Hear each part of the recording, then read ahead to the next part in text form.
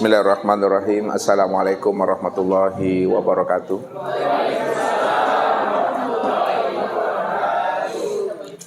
Alhamdulillah. Alhamdulillahilladzi arsala rasulahu bil huda wa dinil haq liyuzhhirahu 'ala dini kullihi arsalahu basyira wa nadhira. Wa da'iyan ila Allah bi idnihi wa sirajan munira. Ashhadu an la ilaha illallah wahdahu la syarika lahu wa ashhadu anna Muhammadan abduhu wa rasuluhu la nabiyya ba'da. Faqala Allah ta'ala fil Qur'anil Karim, a'udzu billahi minasyaitonir rajim. Bismillahirrahmanirrahim. Awalam yatafakkaru fi anfusihim wa'lamu anna fikum Rasulullah. Shadaqallahul azim. Bapak Ibu, saudara-saudaraku jamaah tauhid yang dirahmati Allah. Tiada senda kata dan semua ucapan, marilah kita senantiasa bersyukur, berzikir dan bertafakur kepada Allah Azza wa Jalla yang menggenggam jiwa kita dalam setiap waktu, setiap menit, bahkan setiap detik daripada perjalanan kita di alam syahadah ini tidak lepas daripada tilikan dan genggaman Allah Subhanahu wa taala. Ma yalfizu min qaulin illa ladaihi raqibun atid.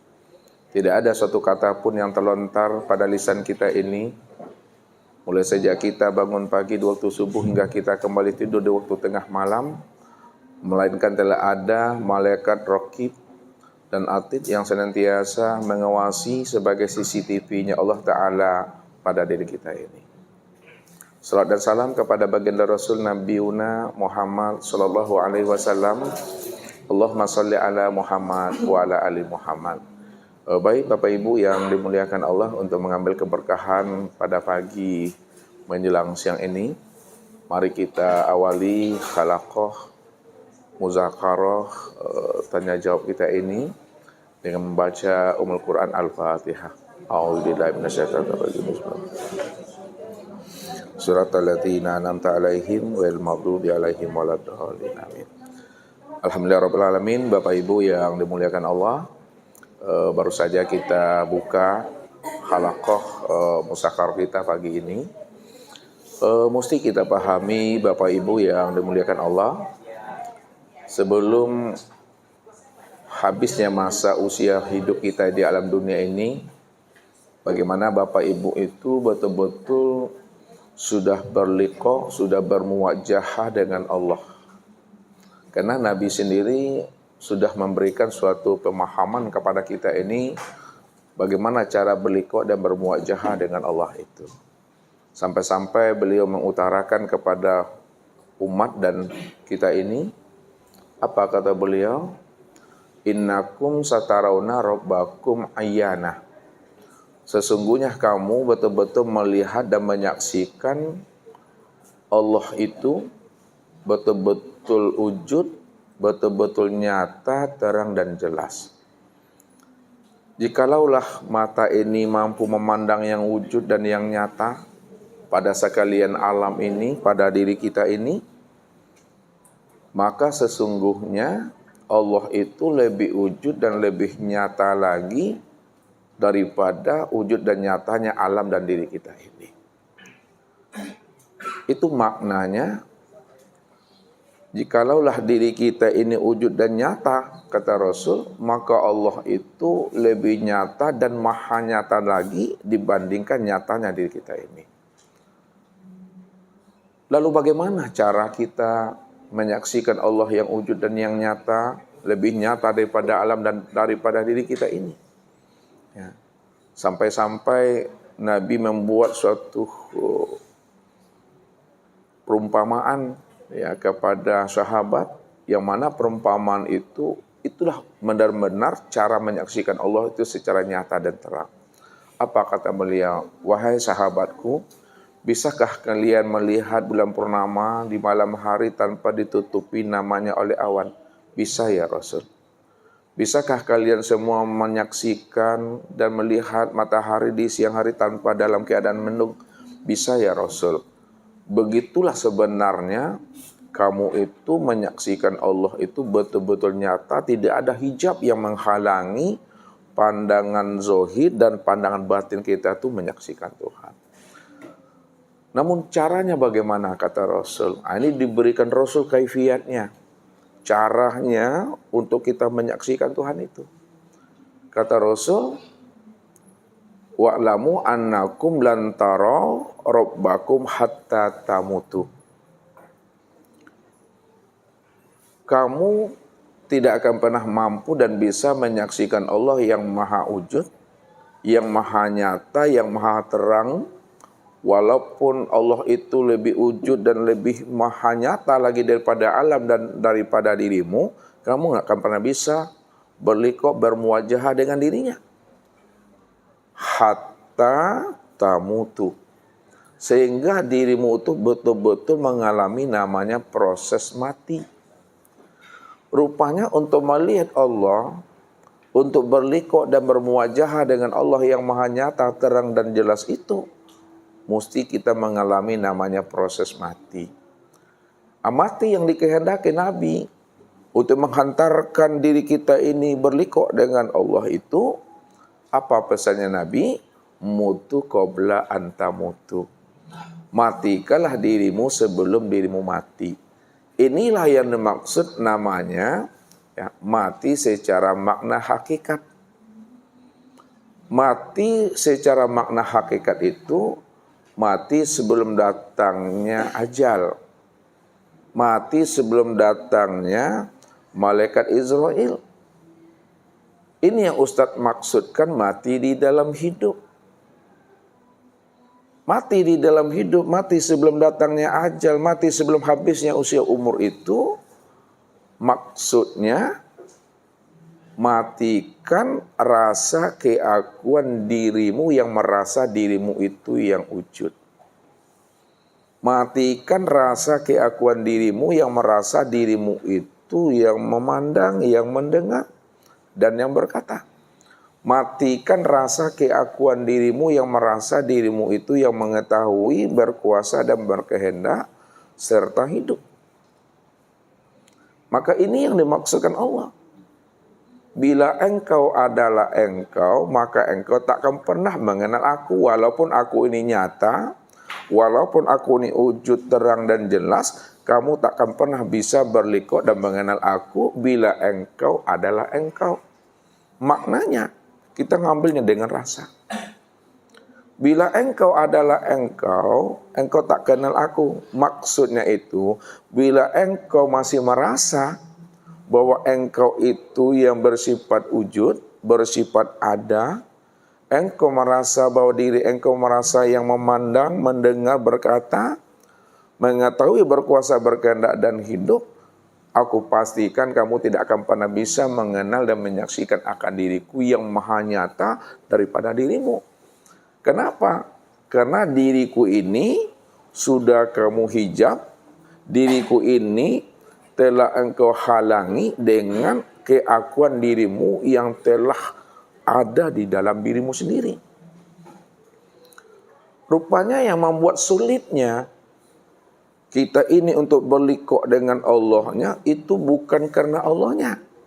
Itu karena adanya rasa keakuan diri kita itu yang belum keluar daripada diri kita ini. Ustaz selalu sampaikan kepada jemaah ini, siapa yang ingin berjumpa dan berliqah dengan Tuhan lain, namun Bapak Ibu berhenti jadi orang, Ustaz. Mungkin Bapak Ibu udah sering dengar kalam Ustaz itu, hendaknya Bapak Ibu pahamlah hendaknya sedikit. Ya, hendak sedih juga Ustaz. Keluarlah kita dari diri kita. Maukah kita berhenti jadi orang? Itu maksudnya, jangan kita merasa diri kita itu yang orang. Jangan merasa diri kita ini yang manusia. Jangan kita merasa diri kita ini adalah dirinya hak milik kita. Sebab selama kita masih mengaku diri kita ini orang, kita merasa diri kita ini manusia, kita merasa diri kita ini insan, kita merasa diri kita ini adalah hak milik diri kita, maka selama itu Bapak Ibu kita takkan pernah bisa berliqah, bermuwajahah dengan Allah itu. Namun apabila engkau bukanlah engkau, maka engkau pasti kenal aku. Ini hadis qudsi. Bila engkau bukanlah engkau, maka engkau pasti kenal aku. Bila engkau tidak lagi merasa bahwa engkau itu yang bersifat wujud, tidak lagi engkau merasa bahwa diri engkau itu bersifat melihat dan mendengar, itu maknanya bila engkau telah mengakui dan menyadari engkau itu tidak ada, engkau itu buta, engkau itu tuli, engkau itu bisu, lemah, papa, bodoh dan mati, maka ketika itulah engkau menyadari sesadar-sadarnya akan kesadaran Tuhan itu yang sudah wujud dan nyata pada dirimu. Rupanya orang yang telah muncul kesadaran dirinya bahwa dirinya tidak ada, ketika itulah muncul kesadaran Allah itu yang nyata pada dirinya. Akulah yang sebenar wujud itu. Aku yang sebenarnya melihat itu. Aku yang sebenarnya mendengar, berkata mengetahui, berkuasa berkehendak dan hidup itu, kata Allah. Kalau Allah yang wujud, Allah yang bersifat hayat. Aku ni yang dirimu, kamu itu wujud diri aku. Dirimu gak pernah ada, diriku yang ada. Kalau diriku yang ada, maka dirimu tuh zahirnya diriku. Aku nih batinnya. Karena engkau adalah zahirnya diriku, engkau adalah wujudnya diriku, maka aku namai zahirnya diriku itu dengan insan. Dan aku namai pula zahirnya diriku yang bernama insan itu namanya dengan Muhammad. Siapa Muhammad? Siapa insan? Itulah zahirku. Akulah yang sebenarnya yang bernama Muhammad itu. Aku yang sebenarnya bernama insan itu. Jadi ketika Allah telah merahasiakan dirinya dengan menamai dirinya dengan Muhammad dan insan, disitulah letak rahasianya. Sembunyikanlah rahasia diriku itu pada diri insan, ya, pada diri manusia. Janganlah disebut aku ini adalah Allah, tapi sebutlah aku ini insan dan manusia. Walaupun disebut aku ini insan dan manusia, sebenarnya insan itu ya aku orangnya itu. Manusia itu aku orangnya. Makanya Bapak Ibu mesti mampu menilik bagaimana tajalli dan tahwilnya Allah itu yang sebenarnya. Contoh lah misalnya Bapak Ibu, bare le taunya Bapak Ibu, le tau bare, awak berado di mana gini kau di bare yang mah, ya bare Solo enak, beras Bapak Ibu beras. Kalau beras itu sudah bertajalli, bertahwil ya, menjadi nasi, ya. Apakah Bapak Ibu ketika beras itu sudah bertajalli, berganti bentuk dan rupa nasi, perlukah Bapak Ibu bilang bahwa nasi itu beras? Tidak. Sebutlah beras itu nasi. Walaupun disebut nasi, namun hakikat nasi itu tiada lain adalah beras. Itulah yang Ustadz maksud, pandangan zahirnya adalah nasi, pandangan batinnya itu adalah beras. Walaupun beras sudah menjadi nasi, jangan dibilang, jangan disebut nasi itu beras. Kalau disebut nasi itu beras, kata orang Nia, dekat sini kilometer 17 diantarkan orang kita nanti sana. Ya, walaupun tidak salah sebenarnya, tidak salah kita mengatakan itu karena kita membicarakan hakikatnya. Namun bagi orang yang tak sampai pemahamannya, pendek kali sumbunya, udah jelas kita salah karena kita tidak arif. Disitulah letaknya. Jangan sekali-kali Bapak Ibu menjadikan leher Bapak Ibu ini menjadi jembatan bagi orang sehingga orang meniti ke dalam neraka itu. Inilah yang dimaksudkan oleh Nabi itu, khotibun nas ala qadri ukulihim, sampaikanlah perkara tentang Tuhan itu arif dan bijaksana sesuai dengan nalar dan daya tangkapnya. Walaupun kita akan menghantarkan anak kita, istri kita, suami kita, cucu dan menantu kepada Tuhan, mesti kita pandai menari dalam hal menyampaikannya. Supaya apa? Supaya mereka yang baru belajar itu dia merasa ini suatu hal yang nikmat, suatu hal yang wajib bagi dirinya itu. Dia ingin tahu lebih dalam siapa dirinya dan siapa Tuhannya. Contoh yang kedua, ya. ketika namanya kapas sudah menjadi benang, ya, itu artinya jangan kita sebut benang itu kapas, walaupun hakikatnya benang itu kapas, namun benang sebutlah benang, kapas sebutlah kapas. Pada saat kita memandang benang, itu yang terpandang itu adalah kapas. Karena benang itulah wujud nyatanya rupa kapas. Maka rahasiakanlah ya diri kapas itu pada benang. Karena benang itulah yang sebenar-benarnya yang kapas itu. Rahasiakanlah diri Allah itu pada diri Bapak Ibu. Karena sesungguhnya diri Bapak Ibu itulah nyatanya diri Allah itu. Jadi kita turun ke dalam bahasa syariatnya. Bahasa syariat kita ini disebut apa namanya Bapak Ibu? Hamba Allah. Aku Allah maksudnya. Makanya kalau diambil maknanya hamba Allah. Hamba itu yang Allah. Insan ini kalau kita pakaikan dengan bahasa thariqat, diri Bapak Ibu ini disebut apa namanya? Cermin Allah, bayang-bayang Allah. Diri Bapak Ibu ini kalau digunakan dengan bahasa hakikat, apa sebutannya? Wujud Allah. Ya, kenyataan Allah. Bahasa Arabnya tajalli Allah. Nah, diri Bapak Ibu ini kalau kita gunakan dengan memakai kata bahasa ma'rifat, diri Bapak Ibu ini siapa namanya? Allah. Itulah. Nah, diri kita ini tiada lain Allah. Kita patrikan. Tiada lain Allah itu maknanya Allah dah tuh. Setelah kita paham, maka rahasiakanlah diri Allah itu pada insan. Nah, insan inilah sebutannya Allah itu. Karena kita duduknya makomnya syariat. Walaupun kita bilang insan, walaupun kita bilang namanya manusia, walaupun kita sebut namanya hamba Allah, sebenarnya kita dah paham bahwa insan, manusia dan hamba Allah itu tiada lain Allah. Tiada lain Allah itu, itulah sebenar-benarnya Allah itu. Ketika itu kala lisanahu, kelulah lidah Bapak Ibu. Keluh lidah itu tak tersebutkan lagi, tak terbilang lagi, tak terucapkan lagi kata yang tiada terkatakan, diam seribu bahasa, diam seribu makna, nyaris tidak terdengar lagi. Uskut pakot, diam saja. Ketika itu Bapak Ibu udah liqo dah tuh dah. Bapak Ibu udah bertatap wajah dah tuh dengan Tuhan. Itulah hakikat cara penyampaiannya. Namun ma'rifatnya tidak ada lagi bahasa ma'rifat. Tidak ada lagi bahasa liqo, tidak ada lagi bahasa berjumpa dan bersua. Kenapa?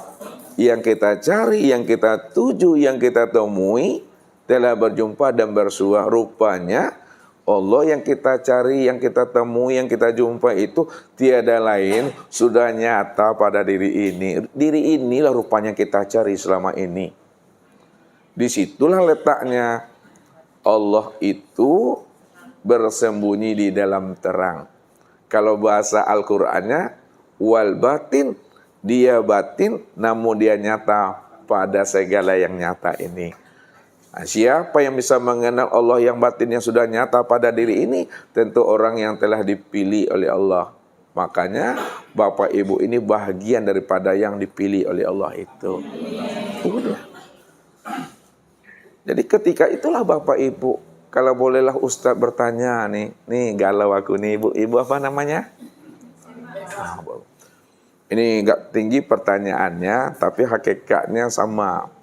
Kalau ibu sudah berjumpa dan bersua dengan Allah, sudah bertemu dengan Allah, sudah berliqah dengan Allah, perlukah ibu bertuhan lagi dengan Allah? Perlu? Tidak perlu. Kenapa tidak perlu? Itu tanggung jawab tuh. Iya, betul udah bertemu dengan Allah. Pertanyaannya, kalau udah bertemu ibu dengan Allah, perlukah ibu bertuhan lagi dengan Allah? Asailah.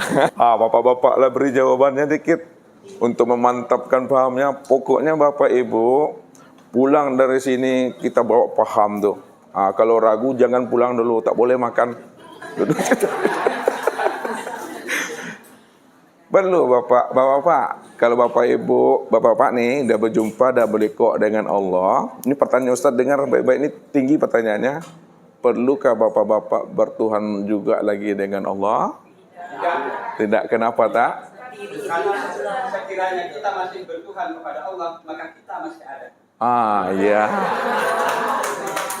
Alhamdulillah. Ada bisa pulang ke Jambi nanti itu. Lihat bahasa Ustaz. Ya, ini bahasa Ustaz turunkan ke bawah. Nih. Kalaulah Bapak Ibu sudah yakin, maka tidak ada bahasa yakin itu lagi. Kalaulah Bapak Ibu itu sudah beriman, tidak ada lagi kata iman itu.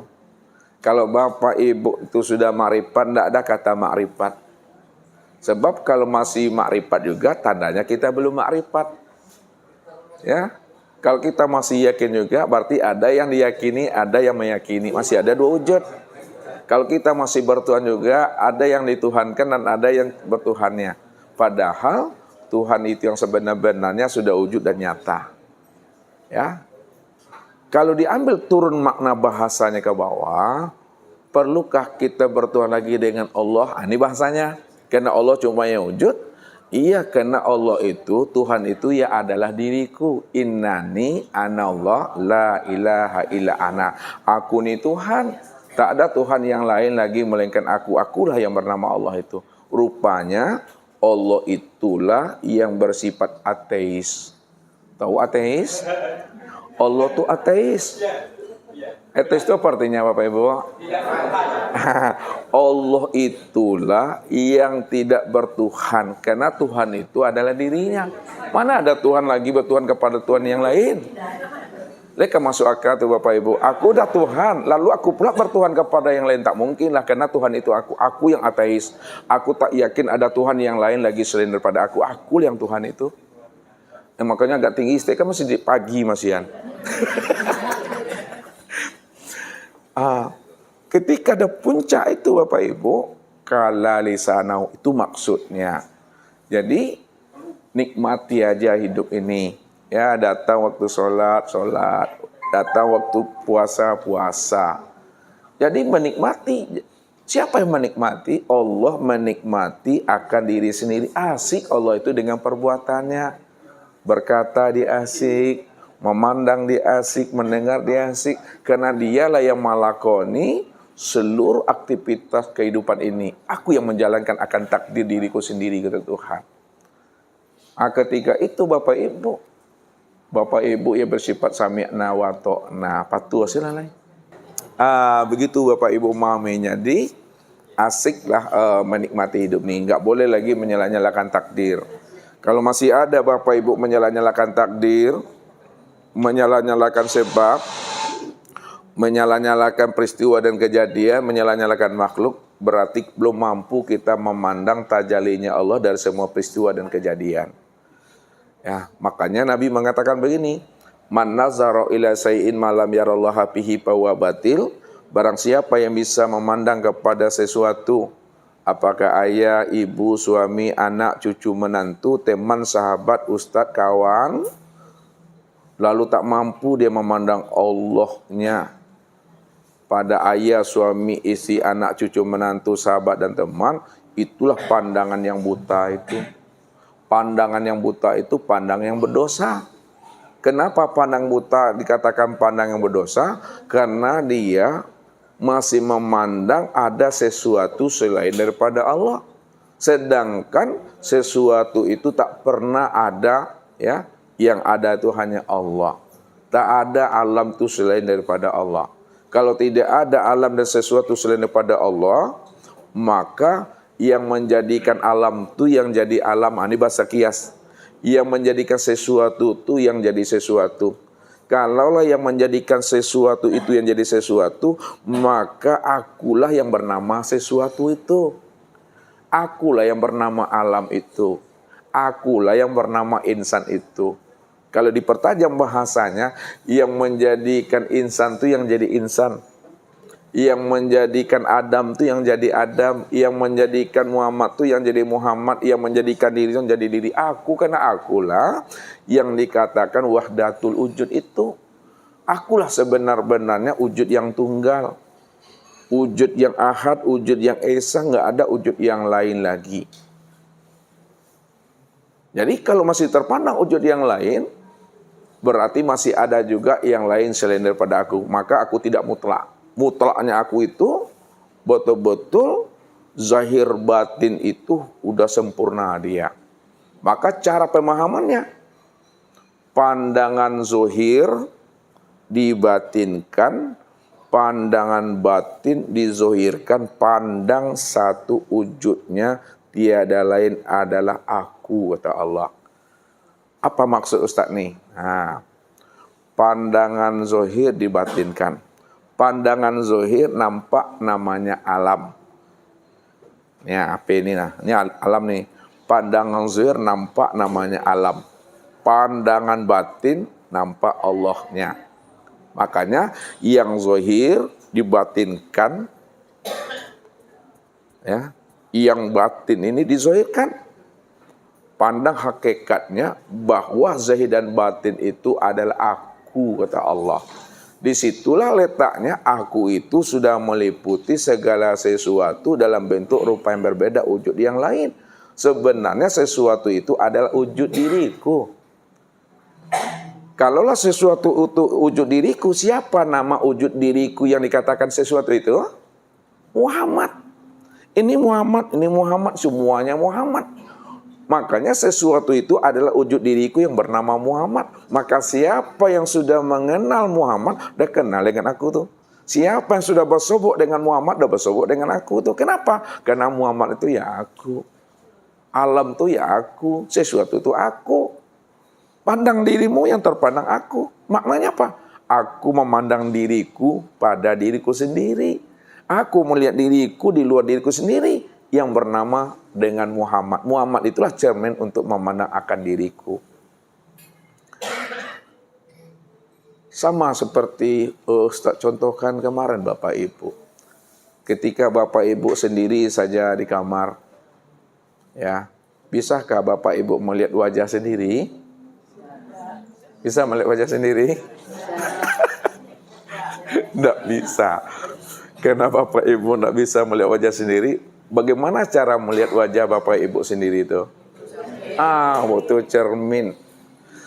Pertanyaannya, ya, samakah ya yang di dalam cermin itu dengan yang di luar cermin? Sama, persis.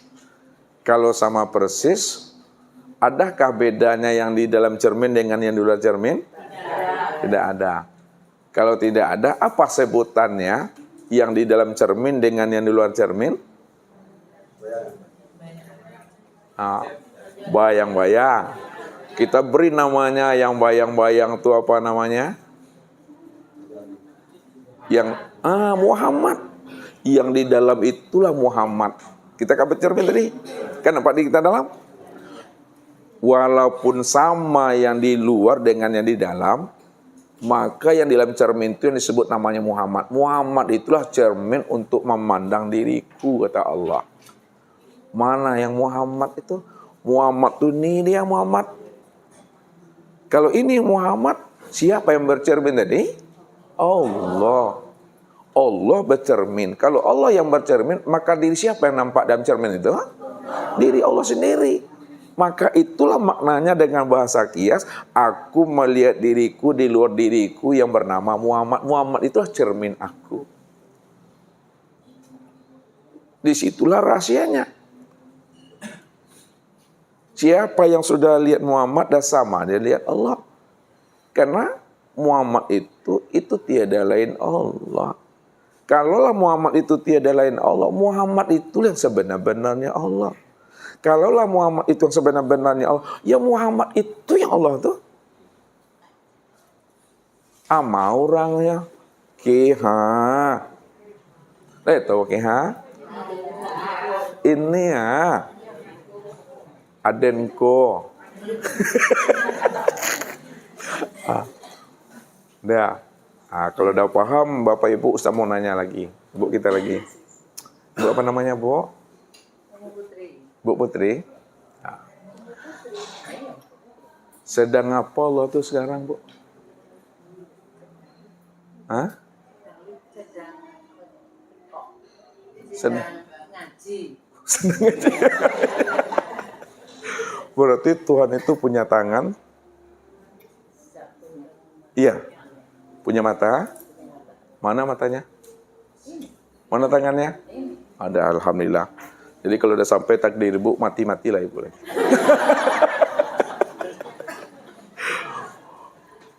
Ini yang ditanam. Nah, jadi kalau Ustadz katakan, nah ini kesimpulan kaji nih. Nah, kesimpulan kaji waktu saat, nah ini waktu saat ini turun ke hakikat ketika mata ini belum terpejam, ketika telinga ini belum tuli, ketika lidah ini belum keluh, ketika detak jantung itu belum terhenti, ketika akal ini belum hilang, ya, maka ketika itulah Bapak Ibu mengatakan, ya, aku Allah, diriku tiada.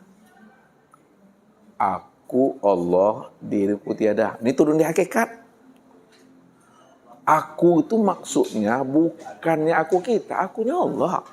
La ilaha illahu, la ilaha illa anta, la ilaha illa ana.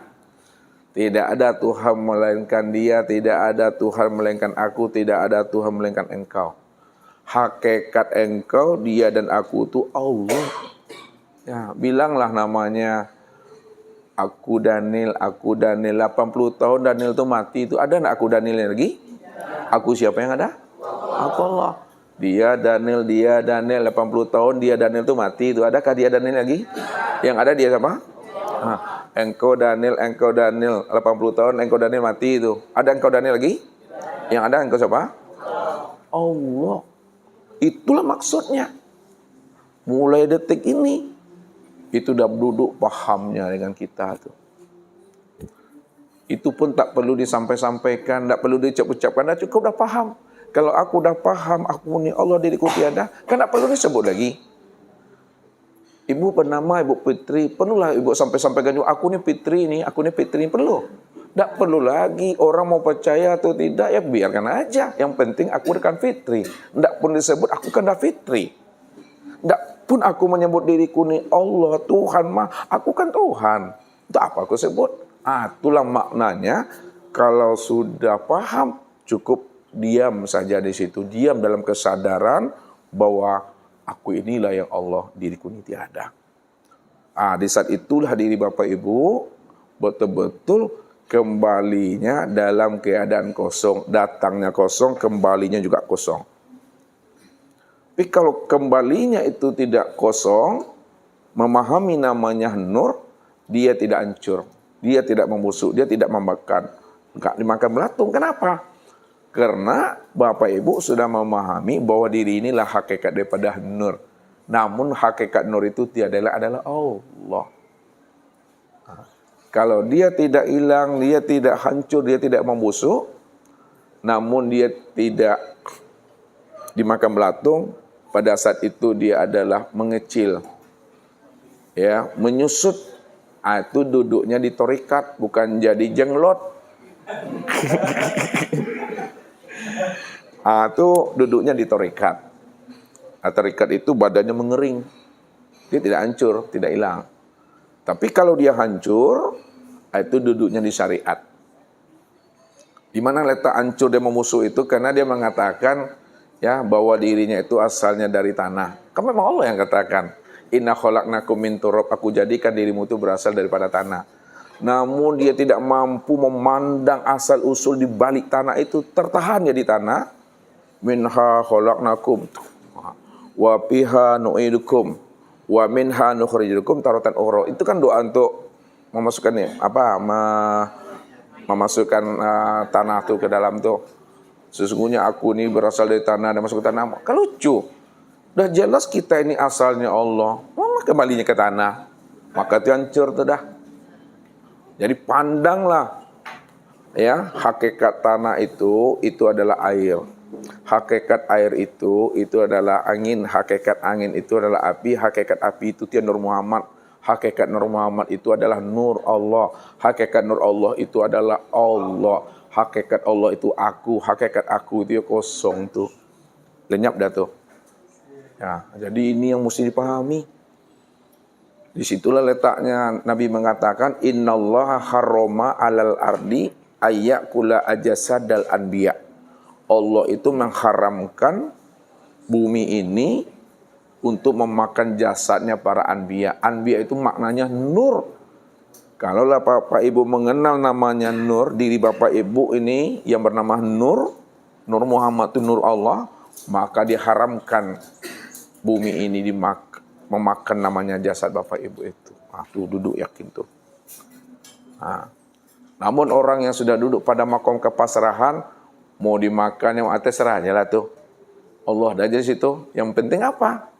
Ya. Nabi katakan, man khoffa minallahi khoffahu kulla syai'in.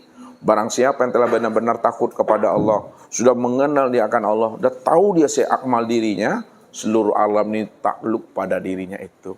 Jadi rahmat dia buat diri kita ini Bapak Ibu. Mungkin itu Bapak Ibu pengantar dan mukadimah ya Ustaz sampaikan. Ini dah simpul-simpul kaji namanya ya, karena Ustaz tak tahu kapannya Bapak Ibu meninggal gitu, walaupun umurnya ada disebutkan.